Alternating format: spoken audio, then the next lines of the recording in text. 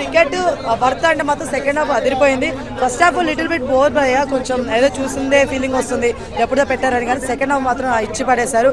కానీ మా పవన్ కళ్యాణ్ గారు ఉండడం వల్ల మెస్మరైజింగ్గా ఉంది ఫస్ట్ హాఫ్ కూడా.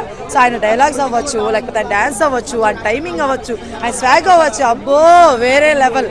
అర్థమవుతుందా? వేరే లెవెల్ అంటే వేరే లెవెల్. ఏదో ఒక ఫ్యాన్గా చెప్పట్లేదు, మీరు కూడా ఎంజాయ్ చేస్తారు, నిజంగా ఎంజాయ్ చేస్తారు. కామెడీ టైమింగ్స్ చాలా బాగున్నాయి. ఆ ఫ్యాన్స్ కోసం సర్ప్రైజ్ ప్లాన్ చేస్తారనమాట, అవన్నీ చాలా బాగున్నాయి.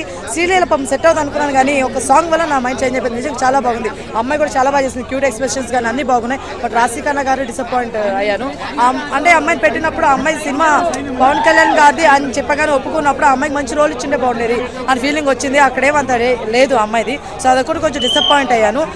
ఓవరాల్గా చూసుకుంటే మాత్రం హరిశంకర్ గారు, మీరు ఆయన ఇచ్చిన కొంత టైంలో ఇంత బాగా తీస్తారని నేను ఎక్స్పెక్ట్ చేయలేదు. ఎక్స్పెక్టేషన్స్ పెట్టుకోకుండా సినిమాకి వెళ్తే మాత్రం ఆడు బ్లాక్ బస్టర్ అంటారు ఖచ్చితంగా బయటకు వచ్చి. అదైతే నేను చెప్పగలుగుతాను. ఖచ్చితంగా మా ఫ్యాన్స్ అందరికీ చాలా పెద్ద గిఫ్ట్ ఇచ్చారు. ఎందుకంటే మనకి ఉగాది అంటే షడ్రుచులు అండి. సో ఆ రుచులన్నీ కూడా కలిపి ఉన్నాయండి ఇక్కడ మనకి. అర్థం ఆ రుచులన్నీ ఖచ్చితంగా ఉగాదిలో ఉస్తాదులో కలిపి ఉన్నాయన్నమాట. ఖచ్చితంగా ఉగాది ఫెస్టివల్కి ఇది బెస్ట్ మూవీ అని చెప్పచ్చు. అంటే ఒక ఎమోషనల్ అవ్వచ్చు, ఒక ఫ్యామిలీ ఎంటర్టైన్మెంట్ అవ్వచ్చు, లేకపోతే ఒక ఏమంటారు ఎలివేషన్స్ అవ్వచ్చు, యాక్షన్ అవ్వచ్చు, లేకపోతే కామెడీ అవ్వచ్చు, డాన్స్ అవ్వచ్చు, సాంగ్స్ అవ్వచ్చు, ప్రతి ఒక్కటి కలిపి ఉండే సినిమా కదండి. ఆ సినిమానే మన ఉస్తాద్ భగత్ సింగ్.